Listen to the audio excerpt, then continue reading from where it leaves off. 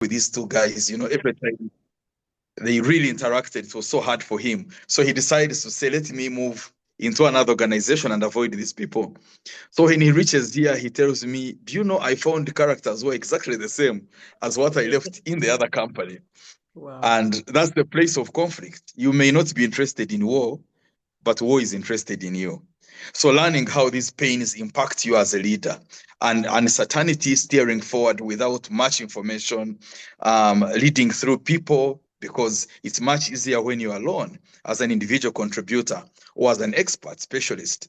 But when you begin to lead people, when you begin to lead organizations, when you begin to lead, multinational organizations where you have different teams in different countries, and then of course then across cultures, because now you have different cultures, and you're supposed to have that and make sure you have peak performance. Your excellence is not compromised. So I look at some of these factors, and I would like to ask you in a chat if you can just write quickly, what are those three biggest pains you found around your leadership? And then I will take on for the remaining minutes.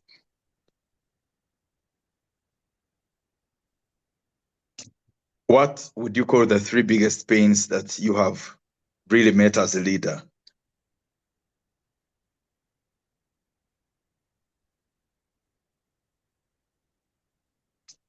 Hans Bishwa, Joanne, you're reading there. You can even actually read for us if you're able to. I'm reading so far mine indecision. Yeah. Okay. Wanting to please those who lead, extra time investment, hands tied to implement unreliable communication, changing culture, short-term thinking, politics linked to knowledge sharing, communication, politics, quality control. Those are some of the things coming through. Balancing social interaction with leadership limits, lots of politics within the organization, love for power. Yeah, those are some of conflict among employees, lack of honesty by those at the top, work politics, using power, gossip, human beings, power conflicts. Yes, so you can really see politics in the workplace, imposter syndrome. Yes, those are some of the charts that are coming through the charts. The system beneficiaries of the old system, entitlements, I guess. People who are priority, people are the priority. Okay, things like that. Thank you. Thank you so much. I will continue to unpack. I know we are limited in time, but I look forward to another period we can get that we can do actually a longer workshop. I mean, I really prioritize leadership because once you've gone through this journey and failed through most of these issues, then you become the best doctor. And in fact, I'm very cautious, Joan, that we should be very careful where we get our mentorship, where we get our leadership growth. I mean, advice. Always look for somebody who has gone through what you're experiencing, because theorists have killed more people in the process. I mean, these are like, our traditional doctors who say they can do everything. And there is this medicine they used to sell on the bus in Kampala whenever I'd be traveling. And the guy would say, this drug can heal cancer, headache, stomach ache, and poverty. And I say, what kind of drug can this be? So I really hope we'll get speakers and engagements which actually hit reality. Because let me tell you, all of us are facing office politics. I faced it when I was starting as a basic engineer. I faced it when I was a program manager running projects. I faced it when I was a country director in different countries. At this level, I still face it heading a region. So these are things that happen to all of us. And for us to know that the journey we're discussing is actually a journey that takes time. Now, I see a lot of power and politics coming through here, and once we get our book on next levels, in fact, delges into that you're not welcome, you're not in fact invited to a title or to a job. You're welcome to a game of power and politics. Some of you who watch movies, there is a house of cards. So you see the politics that, play within any given environment. You cannot avoid them. They are part of the system. And that's why it is called thorns and roses. There is a beauty of that politics. There is a beauty of that power when it is well used. But there are also the thorns, the pains that come with it when we have people that do not know how to navigate or manage the play of power and politics. Now, amazingly, I've seen about 8 items, that speak to, imposter syndrome, entitlement, gossip indecision, extra time, how you're using your time outside and within work. And all these small pieces do link to something that I call self-doubt. Now, self-doubt, I mean, if you're a person who reads fiction novels, I mean, there's so much written about it in terms of how that hits us as people and how that hits us in love relationships, or how we carry ourselves within, the social space, and especially now with the bubble of social media. But when you now lift that into the space of leadership, it has such far-reaching impacts that when it is not dealt with, it becomes such a thorn and a multiplication of thorns. But when we learn how to carry it, it actually becomes a rose that sprouts and in fact lifts us up to become next level leaders into our impact. Now, self-doubt is a big, saboteur, because most of the pains of leadership we speak about are external. The power that we play out there, and the politics, the funding, the conflict, failure, and uncertainty, transition and change. So most of these are external. But then what in fact helps us to play within this is how we carry ourselves, our internal, which is run by self-doubt. Now, self-doubt will depend on how you steer your boat.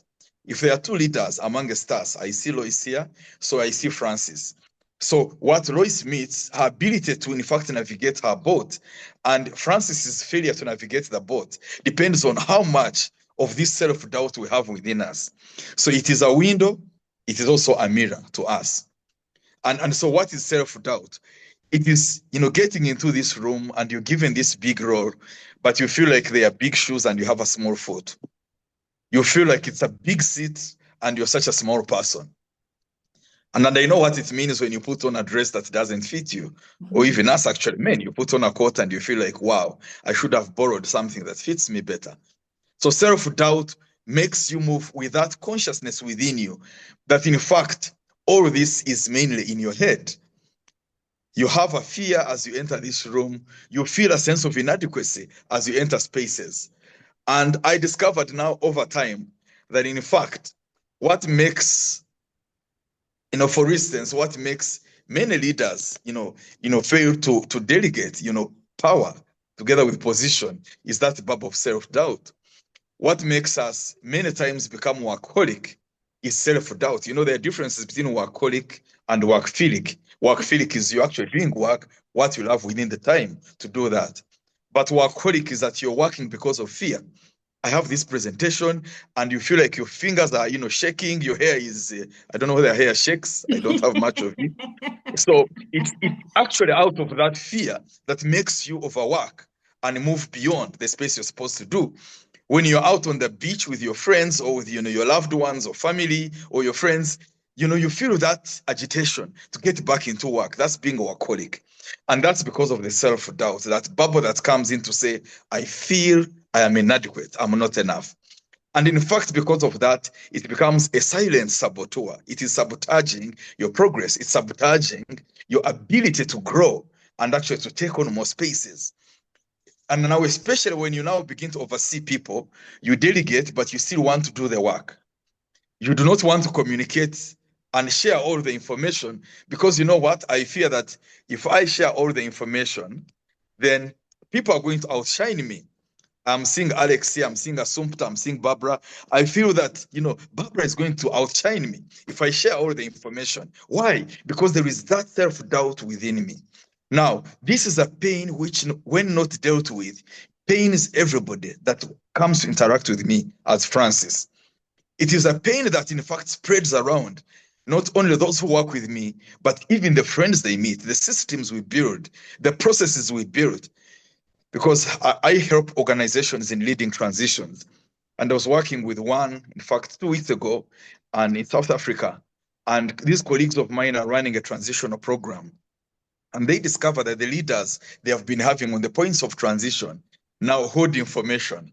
And you hear people saying, especially, this side of Africa, if I'm not part of this organization, it must sink. You even begin to threaten, because within you, there is that gap you've not dealt with. So because of that wound, even the documents you do, the transitional processes, are in fact not complete. It's not because of the organization. It's because of me, Francis. I've not dealt with self-doubt. Now, let me walk to the most delicate part. African leaders, a forest of leaders, and a desert of leadership. Let me ask you a question.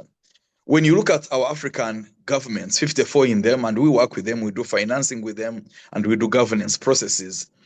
And I walk in rooms of ministers and, public, PSCs and, secretaries, like in this case of Kenya and, South Africa, Joburg. So I ask myself a question. When you look at the bar of leadership, what comes to your mind? When you look at our presidents and how they deal with change and transition, if any, and how they deal with any opposition that comes around them, what do you think causes that? It is an internal gap that must be dealt with. That even a president who has been running, I was in Cote d'Ivoire. I mean, somebody has been running presidency for the last 40 years. The question of succession, it is in fact going back down to the question of, can I actually survive and stand on my own? And because of that, you give every justification why you should be in power for forever. And then you make everybody look like, the evil. Now, once that is not dealt with, how does it manifest? Because of time, I'm just going to run through this. Now, it becomes a silent saboteur that when you walk in the room, everybody can almost see that you have self-doubt, even before you've said it, before you've spoken a statement.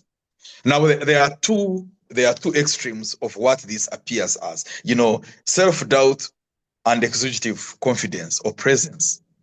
Now, you have looked at people, you've looked at leaders you admire who walk in a room or speaking about something, and you just see self-confidence oozing out.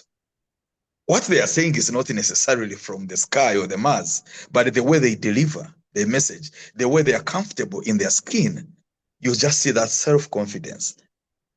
And that's what we call executive presence. In fact, when you look at the rising levels of leaders, from being a program manager to being a director, to being a country director, to leading regions, to being a vice president, a CEO, what in fact takes you through the ladders is executive presence, is how you appear in a room, how you appear in a space, how you sit in a car and occupy it.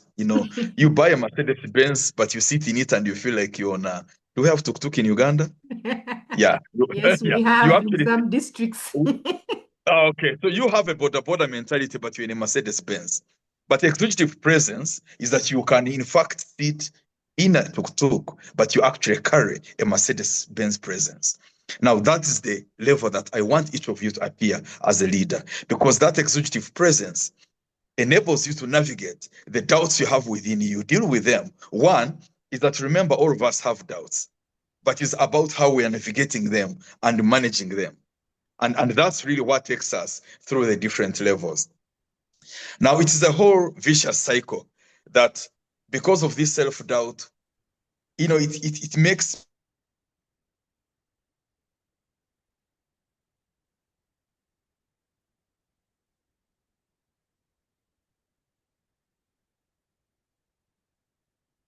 Hello. This team is killing me. It makes me require validation based on the title, not my contribution or impact. It makes me require validation in what I write. I mean, I've been in rooms and I've had leaders say, this work that I did, and I'm looking around, the guy has come with 10 people. I'm like, okay, so you did it alone. Thanks be to God. How do you as a leader speak about individual contributions when you have a team? That is the requirement, the need for, external validation. You write a post on social media and then you're calling each of your staff members, please go and like, please go and comment. Okay, there is a place of influence, but I hope it doesn't come from the space of validation. That you write something and before the letter reaches, you actually require a response, an immediate response of an email. That's a lot of validation, not in fact delivering work. So that entire cycle happens, and in fact, it affects how you run on your social media, how you run external meetings, or how you run with your colleagues, but also how then you deal with failure, or how I deal with failure. When there is failure and I have self-doubt, I like to actually blame it on people around me. I want to transfer this failure around me. But once I'm confident in my skin, then you know that in fact, the buck ends with you. So you as a leader must own up the failure, and you must share success. Own up the failure and share success. So you don't need validation. You are enough as a person. And in fact, let me speak to the ladies in this room. And if you're in a love relationship, or you're in a, whatever stage of that you're in, is that external validation, in fact, affects more relationships, even within a home or just a love affair. That too much need of validation makes you, overdo stuff. There is a saying in Zulu which says, a lady who wanted to be thanked by his lover ended up carrying him on her back. You would really want validation that you overdo stuff. You end up washing the house and washing the roof. External validation, you wash the flowers and, sweep the grass. It's overdoing stuff within your space that doesn't really help. And I hope in the workplace, you'll be able to overcome that and, and run within your own skin. That speaks to the place of confidence. How do you reclaim your confidence? How do you, even when there are issues that hit around you that take away your confidence, how do you remain with that internal, strength that keeps you anchored without external results? You've done a report, and it is actually a report which has given you a poor feedback. You get feedback, and we do 360-degree feedback within the workplace. And I know there are people who, when they get feedback, they will never greet this person again. We send feedback around, and it's interesting. I see colleagues, once the feedback is shared, they look at it and they're saying, okay, who wrote this? I know this is Joe, and this definitely, this is Masula. This one, I know the way Joseph writes. This feedback. So you spend the rest of 5 years or 50 years thinking about who wrote this feedback. Now, this impacts your ability for growth, because you can only grow by your ability to take feedback. Joan, I actually struggled to say, how do I take feedback without impacting my internal confidence?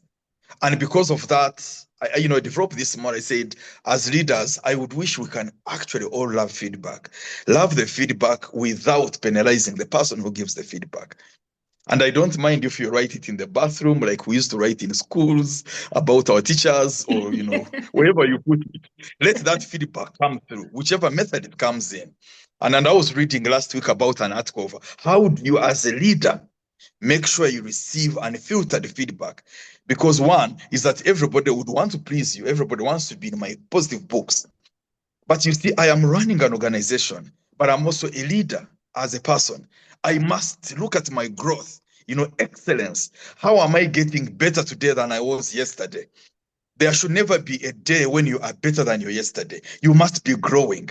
And because capacity, and capabilities and competencies are all elastic, they keep growing. And how do they grow? They grow by how much feedback you get into your system. And especially constructive feedback. I know sometimes you don't want to call it negative feedback. I love it as it is. So long as it's something I can pick and it helps me, something that you can pick and it helps you, pick it and write it down and use it for growth, because that's what spreads the elasticity of your competencies. And it's your competencies that raise your bar of leadership, from being a local leader to being a national leader to being a regional and a global leader. And I am sure this is the target. This is the bar that all of you would want to lift yourselves to. So overcome this doubt, work through this self-feedback that you're getting, and begin to grow yourself without, in fact, penalizing the people that provide this feedback. And ultimately grow the environment that allows feedback to flow through at the end of the day. But that said, I don't want you to, after this lunch meeting, go back and give your boss unfiltered feedback. Depends on where they are on this journey. Remember, it's a game of war, so you must be very careful how you now share that feedback with your bosses and people around you. You must have that intelligence to know, how people receive feedback and have it written. You know, I've been to rooms, Joan, where they say, guys, this is a safe space. Should I tell you? There is no safe space on earth. There is no safe space. Please write that down. I mean, it's very bad for me to be saying this, but I love the truth. There is no safe space because in those spaces where we have been told in the past, this is a safe space. There is a day I was told that, and I stood up in a room, and we had a boss. And I remember him very well. He was an American. And, we had been, gossiping like we always do behind the scenes.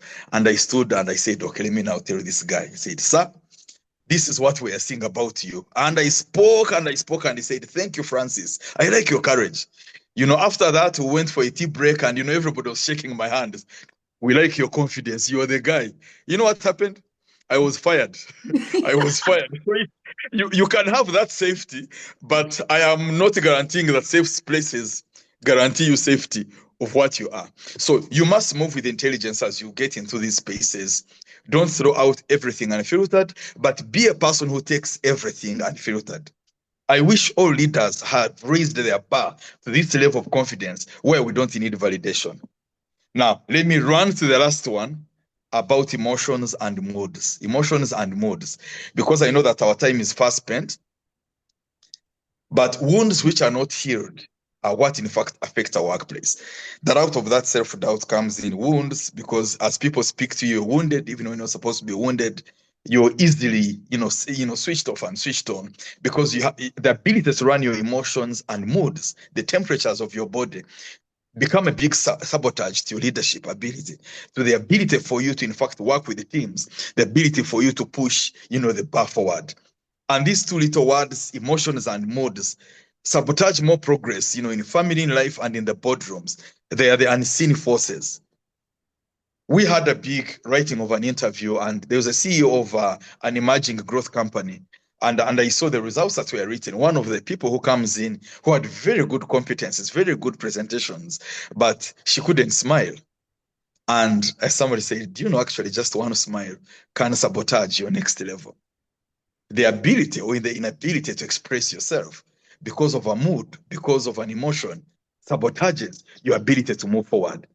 So how do you see how these emotions are eclipsing your progress? They are creating a ceiling above you. And these are ceilings that you're supposed to shatter as a lady, as a man, whoever you are, by dealing with these emotions and the moods. And they get on you. Sometimes you're out there. There is a great coach of a club, and my sons do football up to League Two. And I was seeing, the emotions. You're out there delivering, a goal, and people on the sidelines, are shouting and even calling you names or racist comments, especially as you begin to interact cross-culturally. And some of these comments, they hit us in the workplace. I was going through Atlanta and in the airport, and you have this huge line, out of the flight, and they pick out only the blacks in the queue, and they want to give you extra tests to test for drugs and test for this, and you really feel like this is getting to your nerves because of your color, of your dispensation. So I hope you can be able to manage the mood and the emotion as a leader in the different things that surround you in the games that you're playing. The two sides of the coin, how you deal with the positivity and negativity of emotion. I've also had people say, let's remove emotion out of this office. No, don't remove emotions. You need them because they have two sides. That's why it is called thorns and roses. If you didn't actually have emotion, then you will not have the ability to love. You don't have the ability to actually have passion for your work. So you need the positives of emotion, but then you just have to remove the negativity that comes actually with emotion. I am going to just stop it here because I don't know we'll have a few questions and answers. And Joanne, I look forward to a time when we can have more discussion on navigating the pains of leadership, especially when you look at thorns and roses. Thank you.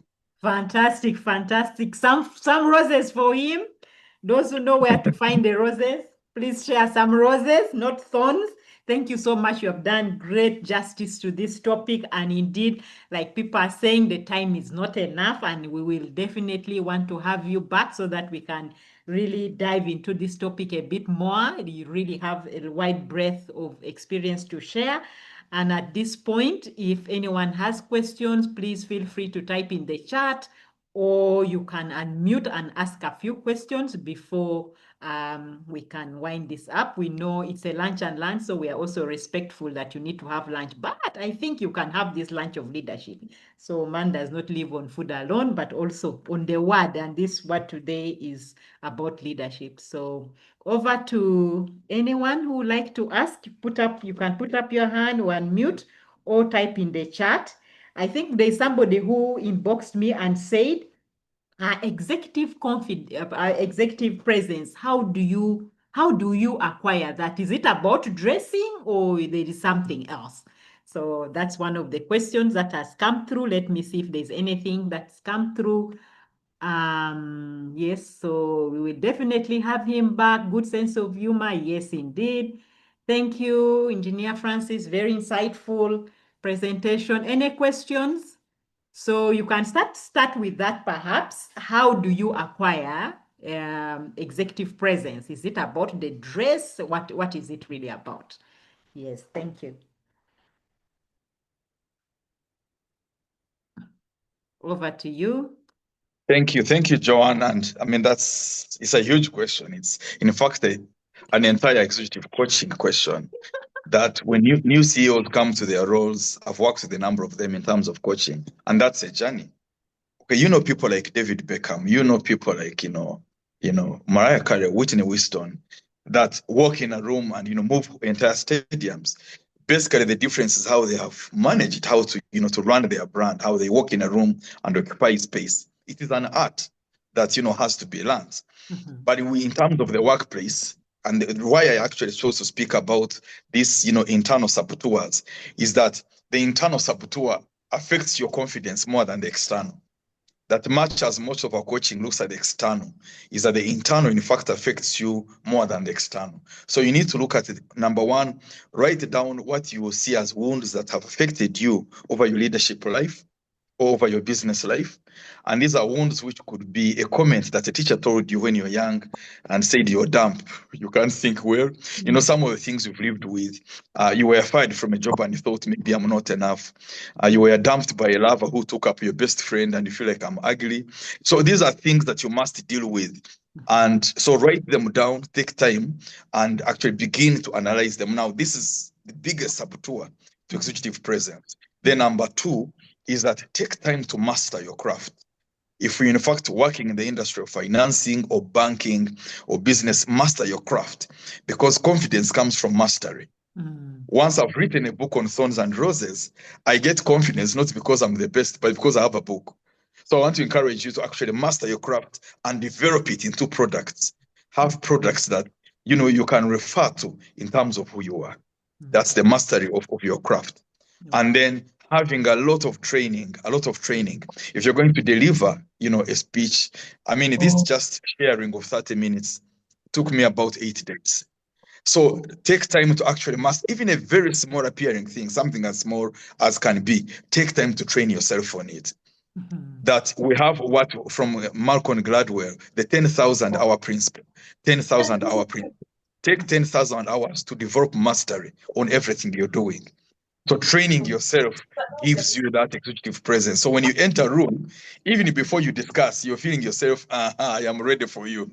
I mean, you remember those exams you'd go to and you've not read, even before the paper is opened. This guy said, I don't know why teachers ask us what we haven't read. They should give us space to write what we also read and we show them.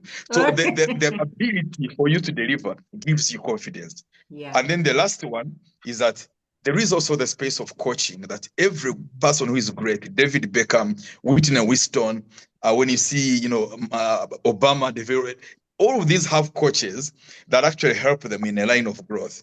And I would like to encourage, especially us on this side of the world in Africa, get used to having coaches. You'll be the same person you are today, apart from two things: the books you read and the people you meet. Get people who are in spaces where you need to be. And if you can't access them physically, access them through their books. Fantastic. Thank you. Okay, so Susan had a question. So let's have Susan's question and then we can wrap it up there. Yes. Hi, and yeah, thank you so much. Thank you so much to the guest speaker. I really appreciate. I've gone through what you've shared in the last 1 year. My question is about how do you manage over expectation? If I use my experience, I came from an institution that was way too large, too huge, and too advanced, and got into an institution that I felt I needed to bring in what I had to cause the group to grow. But there are those challenges, where people feel this is how we've been doing it. But as a leader, you can see the potential for change and the opportunity in the market. How do you handle that as an executive? Thank you. Thank you, Suzanne. Okay, that's extremely broad, Susan, and thank you for asking that, because I guess I face the same in many ways, and maybe leaders here have. I worked with the UN, with UNICEF, and if coming from an organization which is so big, almost amorphous, or organizations where there is everybody to do everything, and you come to a team of 6 people delivering at that level, I'm trying to hear where maybe your biggest pain point is that you're seeing the potential of this organization or the people, or is it both? I just want to just make sure I get that word. Yes. So the organization, the external image is of a huge, big, impactful, and it is truly impactful because it's an entity that has a diplomatic status. It's an entity that has a huge following. But when you get to the organization inside, you don't see that spirit. You don't see people living that spirit. Yet, for you, being an outsider coming in, this is what you saw. And I can see that potential, but converting people to think with you in that kind of trajectory is my biggest challenge. Yeah, thanks. Wow. I wish we were sitting over lunch, Susan, and having a cocktail juice or no, whatever. you know what? We are both in Nairobi, so you can connect. Oh, okay. Now, please make sure I make that happen. Yes, thank you. For the benefit of everybody Thank who is here, so there is an element of organizational image and capability. You say that you can do more, but there is the ability to influence and navigate change from within, and change actually does take time. When this book that I have on leading transitions, it actually takes time. You're seeing the vision of where this organization should be pitching, but you're seeing that the gameplay inside is, for lack of words, it's a baby play. It's still playing way below or hitting below their belt. So from what you're seeing to where they need to be, it's a huge gap. And as a leader, number one is recognizing that alignment takes time. It takes a lot of time. The people are not seeing it. The systems are not seeing it. There is something I call transition readiness assessment, that you need to assess the organization, apart from the people, of the readiness to in fact lift, to run an excellent performance at the level at which you expect it. And that is assessment within the systems, within the culture, assessment within the processes. And you're seeing, just writing out a check, organizations can spend a whole week discussing it. So that's a process discussion that frustrates movement. You all see where you should be, but it is taking way too long. I don't allow to sign checks like where I am now. I said, guys, we're over glorifying, things like money and others. If you need to progress, then begin to become a person who models that change as a leader. Begin to, focus on the big things. And when you delegate, give people space. When there is failure, allow failure to happen, but let's move forward. So I know it's an entire journey of, getting that alignment. It's an entire journey of, managing change and transitions. And because you're dealing with human beings, it's even much harder. And then also trade-offs. That what is that thing that is locking people into the small things? Let me tell you something, Susan, I discovered. Sometimes it's just because somebody's going to run a workshop, and I know that I'm going to make money. You're here in Kenya. I'm going to make, 2,000 Kenya shillings, which is about 60,000 Uganda shillings. And because somebody is waiting for that little money, it sabotages an entire workshop.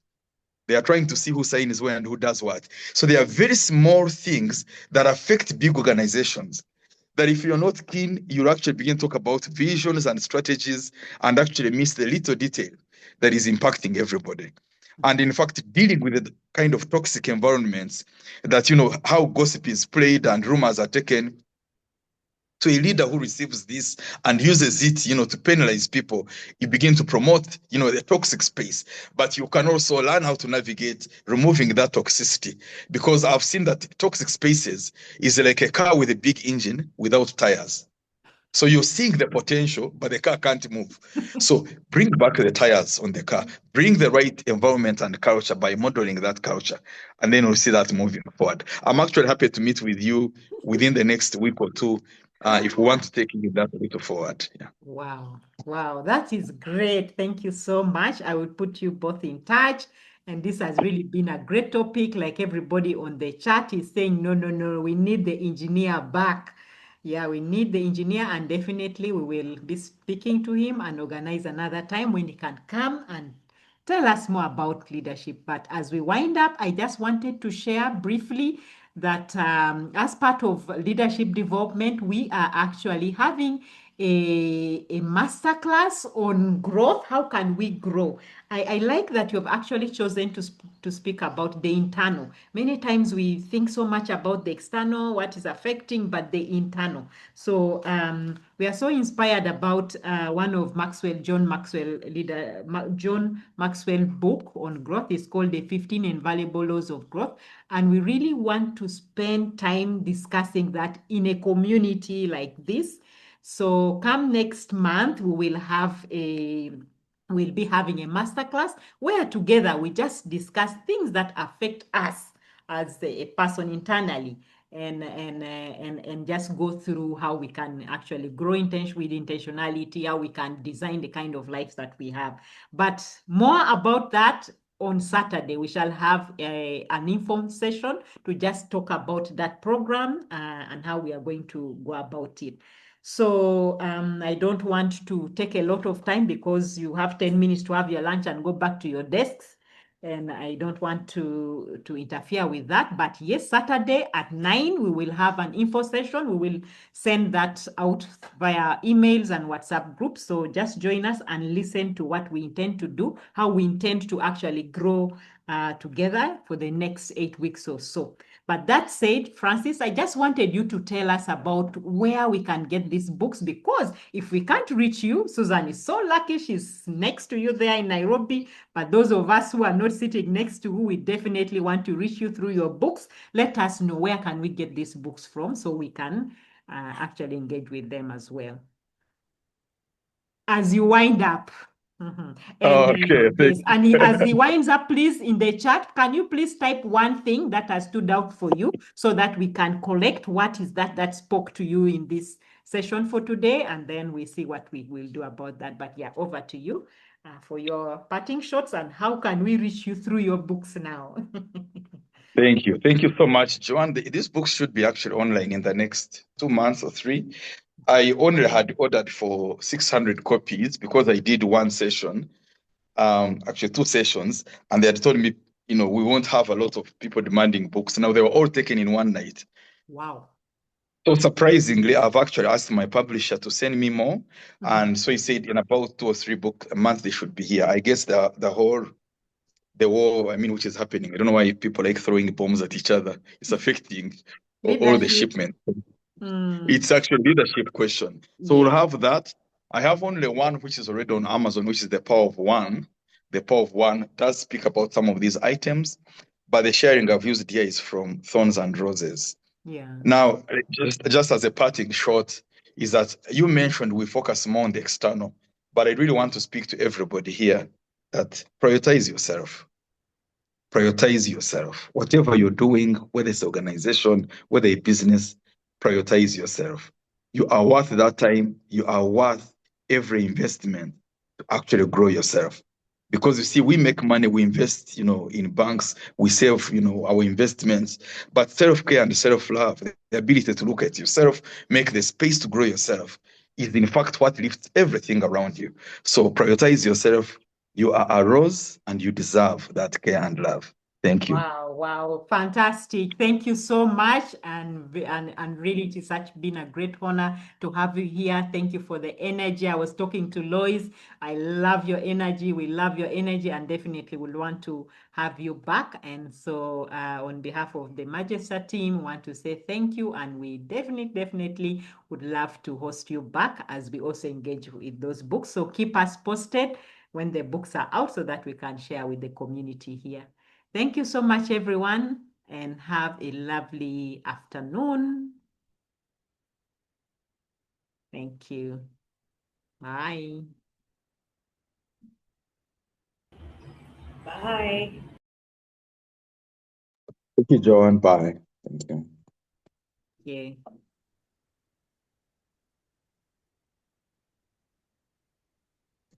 Bye, Joan. Bye, Eugenio. Nice to see you. Hope to see Nice you on to- Tuesday. I'll be there. Thank you. And I'll be there on Saturday. Always on Saturday. Is it Yes, this Saturday? Yeah, Saturday at 9. So, they say growing yourself is something that is not taxable yet. So we need to keep Yes. all the information in our heads because there, I don't want my neighbors to hear us, but they cannot yet tax there. Okay. Yes, thank you. We will share more You're welcome. details about that. Nice to see you, Victor, from Hoima, and everybody else.